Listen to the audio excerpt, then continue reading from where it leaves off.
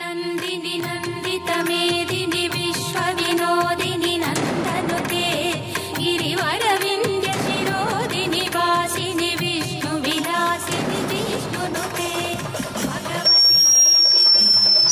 അമ്മേ ശരണം ദേവീ ശരണം പിരിവും തരണം. ഭക്തജനങ്ങളുടെ പ്രത്യേക ശ്രദ്ധയ്ക്ക് കൊടിമര ചുവട്ടിൽ പറയിളക്കാൻ താല്പര്യമുള്ള ഭക്തജനങ്ങൾ എത്രയും പെട്ടെന്ന് കമ്മിറ്റി ഓഫീസുമായി ബന്ധപ്പെട്ട് സതീഷ് കൈപ്പറ്റേണ്ടതാണ്.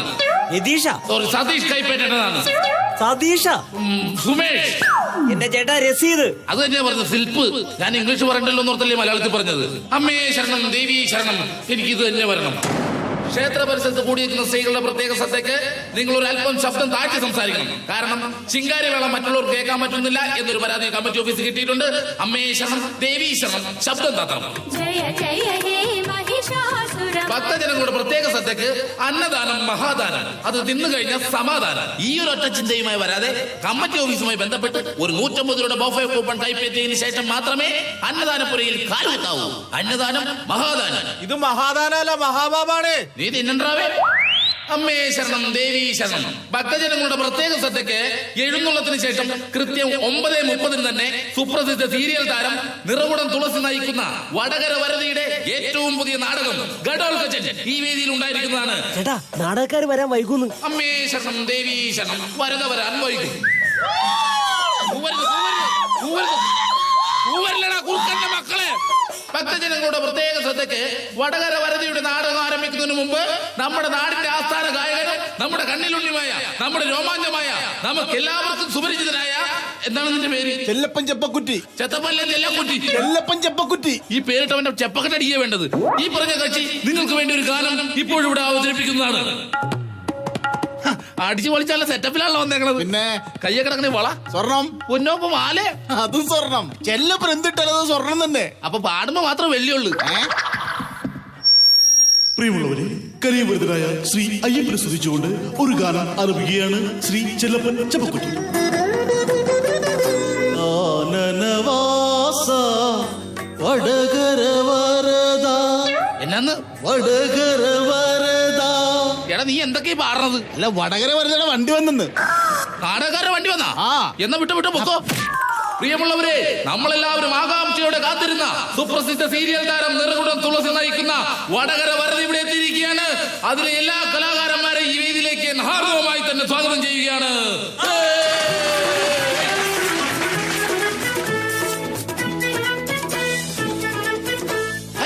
എന്താ ഇത്ര താമസിച്ചേ? ഇങ്ങോട്ട് കേറി വരിക, വടകര പടതാ. ഇത്ര നേരം മര്യാദയ്ക്ക് സംസാരിച്ചിട്ട് ഇപ്പൊ എന്താ ഇങ്ങനെ പറയണേ? എടാ അത് മറ്റൊന്നും കൊണ്ടല്ല, ഈ നാടകക്കാരുടെ കൂട്ടത്തിലെ ഒരു സീരിയൽ നടന്നുണ്ടെന്ന് പറഞ്ഞു. അപ്പൊ നമ്മൾ കമ്മറ്റിക്കാരെ ഒന്ന് ജിഞ്ചായിട്ട് നിക്കണെങ്കിലേ ഇച്ചിരി നമ്പൂരി ഭാഷ കളിച്ചേ പറ്റുള്ളൂ. ഇങ്ങോട്ട് വലിയ എങ്ങനെയുണ്ടാ? നോമും നമ്പൂരി ആയില്ലേ? ഇത് നമ്പൂതിരി അല്ല, പോമറേനെയും പട്ടി ഓരക്കണതാ. അങ്ങോട്ട് മാറിക്കടാ. അയ്യ, അപ്പൊ നമ്മൾ പറഞ്ഞു നിർത്തി എവിടെയാ? അവരൊക്കെ പോയി. ഇനി നമ്പൂരി ഭാഷയൊന്നും വേണ്ട. അയ്യ, എല്ലാരും പോയാ? ഒരു മിനിറ്റ്.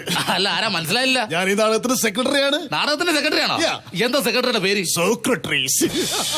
കിടുക്കൻ പേര്. അല്ല, സെക്രട്ടറി മാത്രം ഇങ്ങോട്ട് വന്നുള്ളൂ, ബാക്കി നടീനടന്മാരൊന്നും വന്നില്ലേ? പിന്നെ വരുന്നതാണ് ഞങ്ങളുടെ നാടകത്തിലെ പ്രധാന നടീനടന്മാർ. കലാകിളി രതികല 2 സംസ്ഥാന അവാർഡ്. കണ്ടാ പറയൂലട്ടാ. സുശീല തത്തപ്പള്ളി ഒന്നും കിട്ടിയിട്ടില്ല. ഇതിനെവിടെന്നെങ്കിലും കിട്ടിക്കോളൂ. ചമ്പക്കര ചാക്കപ്പൻ. പക്ഷെ പുള്ള മീശ വെച്ച് നോക്കുമ്പോ പുള്ളിക്ക് ചേരുന്ന പേര് ചമ്പക്കുളം വള്ളോന്നാ. വരുന്നതാണ് ഞങ്ങളുടെ നാടകത്തിലെ പ്രധാന വില്ലൻ, ക്രൈം പുരുഷൻ. ക്രൈം എന്ന് പറഞ്ഞ നാടകത്തിന്റെ പേരാണ്. 2 തവണ സംസ്ഥാന അവാർഡ് കിട്ടിയ? ഇല്ല, ക്രൈം മാസികയിൽ പടം വന്നിട്ടുണ്ട്, വിത്ത് കളർ. ഇപ്പോഴല്ലേ ആളെ പിടികിട്ടിയത്. എന്റെ മെത്തേഡ് ഇരിപ്പുണ്ട്. പുരുഷനാ? പുരുഷനല്ല, പുള്ളിയുടെ പടമുള്ള ക്രൈം മാസിക. അതൊക്കെ പോട്ടെ, സീരിയൽ നടൻ അവിടെ? അതാ വരുന്നു ഞങ്ങളുടെ സീരിയൽ നടൻ.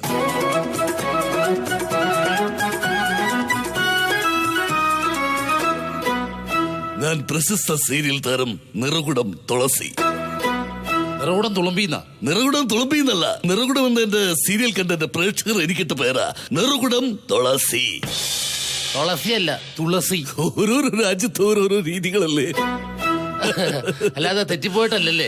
അല്ല, ഫുഡിന് ശേഷമാണോ ആഹാരം, അതോ ആഹാരത്തിന് ശേഷമാണോ ഫുഡ്? ഇല്ല, ഊണിന് ശേഷം സാധാരണ ചോറ് കൊടുക്കാറുള്ളൂ. എന്ത് ചെയ്യാനോ, ഓരോരോ രാജ്യത്ത് ഓരോരോ രീതികൾ. ജനം ഒരുപാടുണ്ടല്ലോ, ഇതാ കുഴപ്പം. എന്റെ നാടകം എവിടെ വെച്ച് കഴിഞ്ഞാലും ജനം ഇങ്ങനെ സുനാമി പോലെ ആർത്തിരമ്പി ഇങ്ങോട്ട് പോരും. എന്നിട്ടെല്ലാം നശിപ്പിച്ച് അങ്ങ് തിരിച്ചു പോകും. രാജാ ആ രാജാവാണെങ്കിലും മന്ത്രിയാണെങ്കിലും എല്ലാവരും വന്നോ, പെട്ടെന്ന് തന്നെ വന്ന് ഭക്ഷണം കഴിക്കാം. ചെലമകളെ ചെല്ല്, പെട്ടെന്ന് ഫുഡ് കഴിക്കേ. കൃത്യം 9 തന്നെ നമുക്ക് പ്ലേ സ്റ്റാർട്ട് ചെയ്യേണ്ടതാണ്. അപ്പൊ തുളസി ചേട്ടാ നിങ്ങൾ ഫുഡ് കഴിക്കുന്നില്ലേ? രാജാ, സീരിയൽ താരം ഫുഡ് കൊണ്ടുവരും. അല്ല ചേട്ടാ, ഇന്നലെ സ്റ്റേജിന്റെ ബാക്കിൽ എന്താ ഒരു ബഹളോ ഒച്ചയൊക്കെ കേട്ടത്? ഇന്നലെ നാടകം കഴിഞ്ഞപ്പോ എന്റെ ഫാൻസുകാരെന്നെ കരിമ്പുമായിട്ട് പരിചയപ്പെടാൻ വേണ്ടി വന്നതല്ലേ. ആഹാ, എന്നിട്ട് മേടിച്ചു, കെട്ടിവെച്ചു. അപ്പൊ ഇന്നലെ ബേട്ട മേടിച്ച് കെട്ടിയല്ലേ രാജാ? കരിമ്പ് കരിമ്പ്. അതെ, ഇനി നാടകക്കാരെങ്കിലും ഭക്ഷണം കഴിക്കാണ്ടെങ്കിൽ വാ, കുറച്ചുപേര് കഴിച്ചിട്ട് പോയി. തുളസി ചേട്ടാ ചെന്ന് ഫുഡ് കഴിക്കേട്ടാ. രാജാ, സീരിയൽ നടൻ ഫുഡ് കൊണ്ടുവരും. കൊച്ചു പയ്യൻ, ഒന്നും അറിയില്ല. ഓരോ രാജ്യത്ത് ഓരോരോ രീതികളാ. പക്ഷേ എനിക്ക് എന്റേതായ രീതിയുണ്ട് രാജാ. തുളസി ചേട്ടാ. ആഹാ, ഇതാര് രതിയോ? രതിയല്ലണ്ണ, രതികല. അത് കളാ. പിന്നെ രതി, എന്തൊക്കെയുണ്ട് മോളെ വിശേഷങ്ങൾ? വേണ്ട, തുളസി ചേട്ടൻ ഒന്നും പറയണ്ട. സീരിയലിൽ അവസരം മേടിച്ചു തരാന്ന് പറഞ്ഞിട്ട് എന്നെ പറ്റിച്ചില്ലേ? മോളെ, സീരിയലും നാടകവും തമ്മിൽ ഒത്തിരി അന്തരമുണ്ട്. സീരിയൽ ലൈഫാണ്. ആ, ഈ സീരിയലിന്റെ പേരും പറഞ്ഞ ചേട്ടൻ എന്റെ ലൈഫ് കളഞ്ഞത്. എന്ത് ചെയ്യാനാ, ഓരോ രാജ്യത്ത് ഓരോരോ രീതികളല്ലേ. അത് മാത്രമല്ല, അല്പസ്വല്പം പാടാനൊക്കെ കഴിവുള്ളവർക്ക് ഇന്ന് സീരിയലിൽ അഭിനയിക്കാൻ ചാൻസ് ഉള്ളൂ. ഞാനും നന്നായിട്ട് പാടും ചേട്ടാ. അതും പറഞ്ഞ എന്നാ 2 വരി ഒന്ന് മൂളിക്കേ, ഞാനൊന്ന് കേക്കട്ടെ. ഉണരൂ സുമറാണി ഗായകൻ വന്നു സുന്ദര സുരഭിലമാസം ഗായകൻ രാജാ, പാട്ട് നിർത്താൻ പറടാ. പ്രേമത്തിൻ ഗായകൻ അയ്യോ, ഗായകൻ ഓഹോ അയ്യോ മതി ചേച്ചി, വിടറ ഗായക. കുട്ടി, ആൾക്കാർ കേൾക്കും. ആൾക്കാർ കേക്കട്ടെ നായക. ശല്യായില്ലത്. വല്ലപ്പോഴും കിട്ടുന്ന അവസരമല്ലടാ നായക. സെക്രട്ടറി ഇതൊന്ന് നിർത്താൻ പറ. എന്നെ തൊട്ടുപോയ കൊന്നുകളെ ഞാൻ ഗായക. ഓ ഗായക. മതി ചേച്ചി മതി. കൊച്ചു പറയുന്നത് കൊണ്ട് നിർത്തുന്ന നായക നായക. ഓഹോ പാടാതെ ഞാൻ നിർത്താറില്ല, അതുകൊണ്ടാണ് കേട്ടാ. ഒന്നും വിചാരിക്കല്ലേ. എന്നാലും ചേച്ചി തുളസി ചേട്ടന്റെ മുന്നിൽ ഇത്രയും വേണ്ടായിരുന്നു അല്ലേ തുളസി ചേട്ടാ? ആ മോളെ, നീ കൊന്നടി. എന്താ ചേട്ടാ? നിന്നെ ആളത് കാണാൻ വേണ്ടി നടക്കായിരുന്നു. എന്തിന്? 96-ലാണോ 97-ലാണോ എന്നറിയില്ല. അന്ന് വേദിക്ക് പിറകിൽ ഒരു ഗംഭീര തമാശ ഉണ്ടായി. അത് ഓർക്കുമ്പോഴെപ്പോഴും ഞാൻ ചിരി. എന്ത് തമാശ ചേട്ടാ? അന്ന് ഞാനും കലാശാല ലളിത ചേച്ചിയും പിന്നെ KPSC ബാബു ചേട്ടനും കൊമരകം ഉണ്ടായിരുന്നു. ഒന്ന് ഞങ്ങള് 3 പേരും തകർത്ത് അഭിനയിച്ചുകൊണ്ടിരിക്കുന്ന നാടകമാ. പഞ്ചപാണ്ഡവർ 5 പേര്. ഞാനായിരുന്നു അർജുനന്റെ വേഷം കെട്ടിരിക്കുന്നത്. ഞാനിങ്ങനെ വേദിക്ക് പിറകിൽ നിൽക്കുമ്പോ എന്നെ അന്ന് കണക്ക് പഠിപ്പിച്ച കുമാരൻ മാഷ് വേദിക്ക് പിറകിൽ വന്നു. എന്നെ കണ്ട് അസ്തപ്രജ്ഞനായിട്ട് കുമാരൻ മാഷ് എന്നോട് ചോദിക്കുക, തുളസി ഏതാ മോനെ വേഷമെന്ന്. ഞാൻ പറഞ്ഞു, മാഷേ അർജുനനാണ് മാഷേ, അർജുനൻ. അപ്പൊ ഈ കുമാരൻ മാഷ് ഒരു തമാശ പറഞ്ഞു. ചേട്ടൻ ചിരിക്കാതെ തമാശ എന്താന്ന് പറ.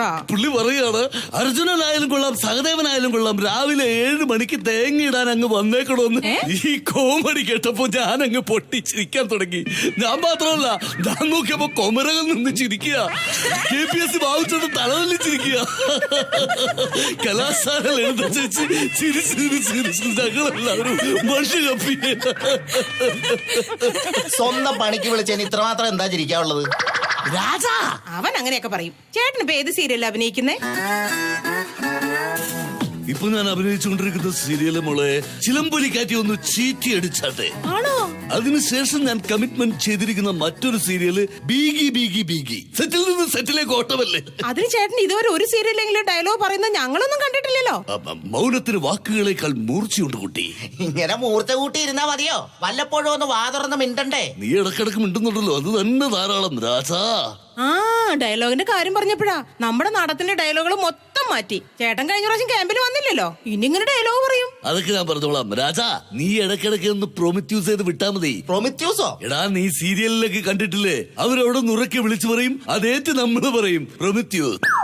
എന്ത് ചെയ്യാനോ, ഓരോരോ രാജ്യത്ത് ഓരോരോ രീതികള്. അവന്റെ രാജാ, വല്ലാത്തൊരു ആന്തല്. ഫുഡ് വന്നില്ലല്ലോടാ ഇതുവരെ? അയ്യോ, ഫുഡ് തീർന്നു. അവസാനത്തെ പാത്രം കഴുകി വെച്ചിട്ടല്ലേ ഞാൻ ഇങ്ങോട്ട് വന്നത്. അപ്പൊ എന്നത്തെ പോലെ ഇന്നും പട്ടിണി. അയ്യോ, അപ്പൊ ഞാനെന്ത് കഴിക്കും? അതെ, ഒരു പ്ലേറ്റ് ജാടക്കകത്ത് കുറച്ച് അഹങ്കാരം ഒഴിച്ച് കുഴച്ചങ്ങ് തിന്നാ മതി. ഒരു സീരിയല് നടൻ. അതെ, എഴുന്നള്ളത്ത് കഴിഞ്ഞിട്ടാ നീ എത്രയും പെട്ടെന്ന് നാടകം തുടങ്ങിക്കൂ. നാളെ തുടങ്ങാം. പക്ഷേ ഞാനൊന്നും കഴിച്ചില്ലായിരുന്നു. ഞാൻ അവിടെ തൊണ്ട കീറി വിളിച്ചല്ലേ വന്ന് കഴിക്കാനുള്ളവർ കഴിക്കാൻ. ഞാനൊരു സീരിയൽ താരമല്ലേ, ഞാൻ കരുതി ഫുഡ് ഇവിടെ എത്തിക്കുന്നു. അതാണല്ലോ സർവ്വസാധാരണം. അല്ല, എന്തെങ്കിലും ലൈറ്റ് ആയിട്ട് കഴിക്കാൻ കിട്ടുമോ? പള്ളിവേട്ട സമയത്ത് വെടിവഴിപാടുണ്ട്, ഒരു 2 കഴിച്ചു. മതി ആശ്വാസം. അപ്പൊ നമുക്ക് നാടകം തുടങ്ങിയാലോ? അയ്യേ ഞാനില്ല, അതൊക്കെ നിങ്ങള്. അയ്യേ നമുക്ക് ഈ ചിച്ചി പരിപാടി ഒന്നും പറ്റൂല. പ്രിയ സദസ്, നാടകം ആരംഭിക്കുന്നു. വടകര വരതിയുടെ 18ാമത് കലോപഹാരം. മഹാഭാരതത്തിന്റെ ഏടുകളിൽ നിന്നും അടർത്തിയെടുത്ത ധീരനായ പോരാളിയുടെ കഥ.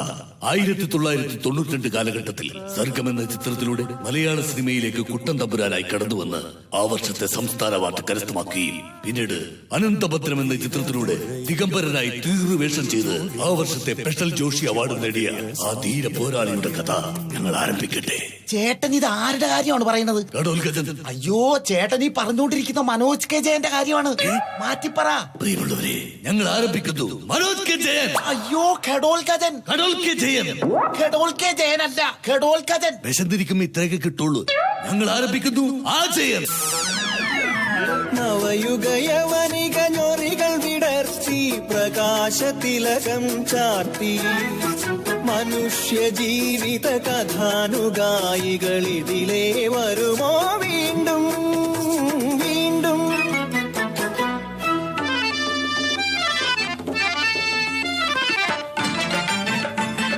ആരണ്യകത്തിൽ എന്തേ തിരയുന്നു ദേവി? എന്റെ പ്രാണനാഥൻ ഇതുവരെ എത്തിയില്ല തോൽവി. അല്ല തോഴി. ദാ ഒരാൾ വരുന്നുണ്ട്. ആരാ? എന്റെ പ്രാണനാഥനാണോ? ഇല്ല, ഗോപിനാഥനാ, കമ്മിറ്റി പ്രസിഡന്റ്. കട്ടഞ്ചായിട്ട് കെറ്റിലെടുക്കാൻ വന്നാ. ഇവിടെ നോക്കി എല്ലാരും കാണാല്ലേ? എന്റെ ഭാര്യനെ കാണാനില്ല. രവീന്ദ്ര, സുമേഷ് അവനുണ്ട്. സതീശ, രഘു, എല്ലാവരും ഇവിടെ ഉണ്ടല്ലോ. പിന്നെ ഇവിടെ ആരുടെ കൂടെ പോയത്? സുഖു. ആഹാ, സുഖുവിന്റെ കൂടെ പോയേക്കണം കേട്ടാ. നിങ്ങൾ ടെൻഷൻ അടിക്കണ്ട, മലകവര് താഴെ തുടങ്ങിക്കോ. ദേവിയുടെ ഗോപിനാഥൻ അല്ല പ്രാണനാഥൻ വരുന്നു. രാജാ, ഞാൻ തട്ടേക്കറിയാണേ, മറക്കരുത്. പ്രൊമത്യൂസ്. ഓക്കെ.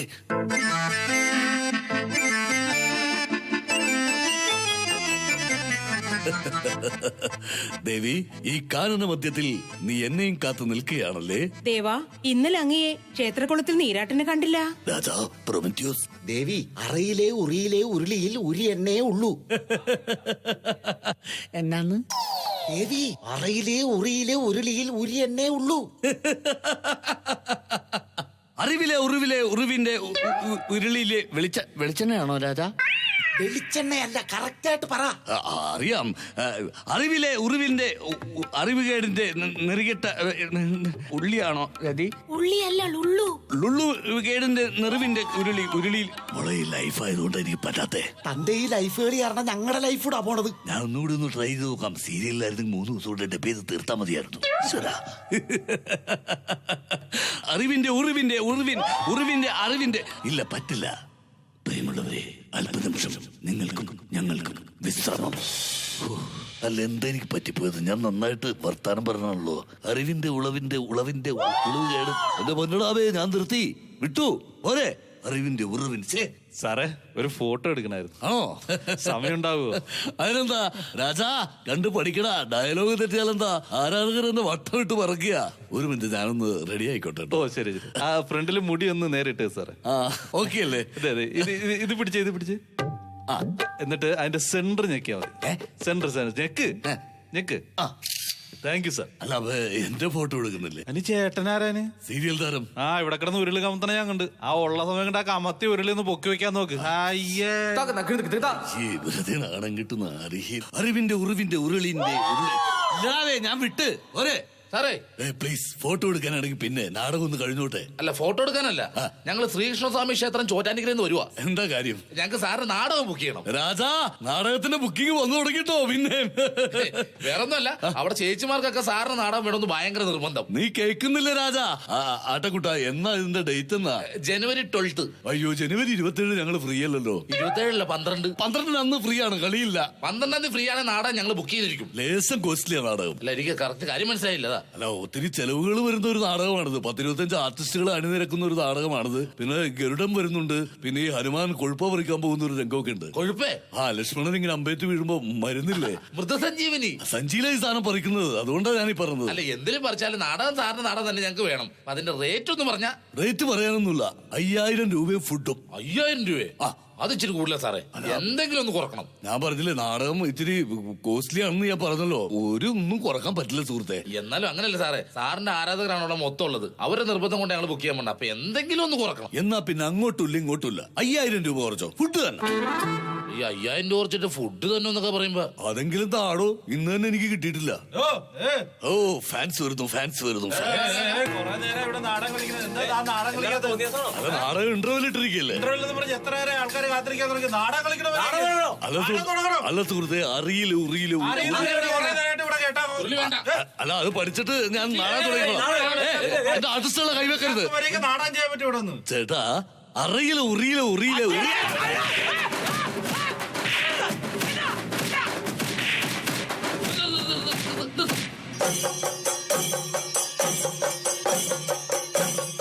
എഴുന്നള്ളത്ത് നേരത്തെ ഒരെണ്ണം കഴിച്ചതല്ലേ, പിന്നെന്താ ഈ ആ സമയത്ത് എഴുന്നള്ളത്ത്?